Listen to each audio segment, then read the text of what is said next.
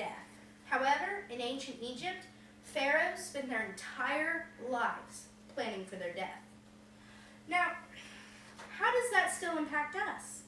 Well, most of our own burial rites we still use were created by the ancient Egyptians. And I've spent hours researching this topic for the speech, as well as studying Egyptology, on and off again, since I was a teenager. In order to help you better understand how ancient Egyptian burial rites still impact us today, I will tell you who was mummified, why they were mummified, and how it's still relevant. When you think of Egypt, you probably think of pyramids and mummies. But who were these mummies? Well, in her book, the Egyptian Egyptology Handbook, E. Jules stated that poor families were buried, and pharaohs and wealthier families were mummified. It was such a long and tedious task. Egyptians saved such rituals to ensure their ability to enter the afterlife.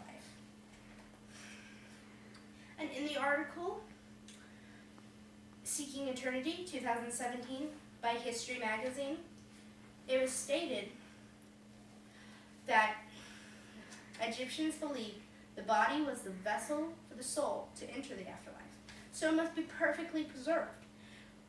Thus began the search and eventual success of the mummification process. Tools such as these were used in the mummification process. A long, slender tool like this would be jammed up the nose to break in, and they would slowly remove the brain using a small hooked tool. Now, once the brain was emptied, they would fill the brain cavity with resin to prevent rotting from the inside out. Then, a small incision would be made on the abdomen, in which they removed all internal organs aside from the heart. These organs were placed in jars, as they were meant to go to the afterlife, but not in the body, as they were unnecessary. The heart was believed to be the soul, so they left that perfectly in place. Now, the body was then salted for 70 days. After it was completely dried out of fluids, they would use wine and spices to make the body smell better, and filled it with sawdust to give it a more human shape.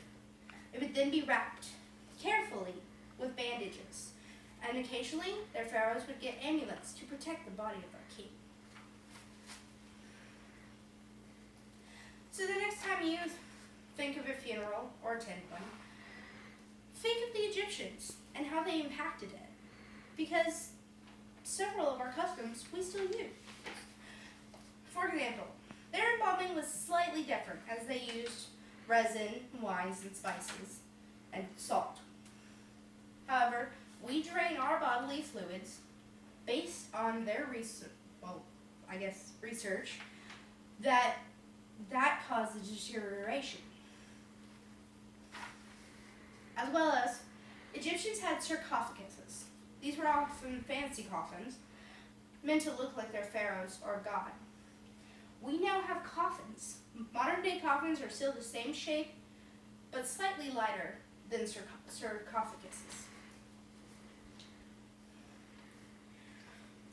And in the article, Burial Practices, Afterlife, and Mummies, from EgyptianMuseum.org, the process of embalming that the Egyptians originally started making, we have used, although we still let our bodies deteriorate, just not as fast. They did not want their bodies to deteriorate at all.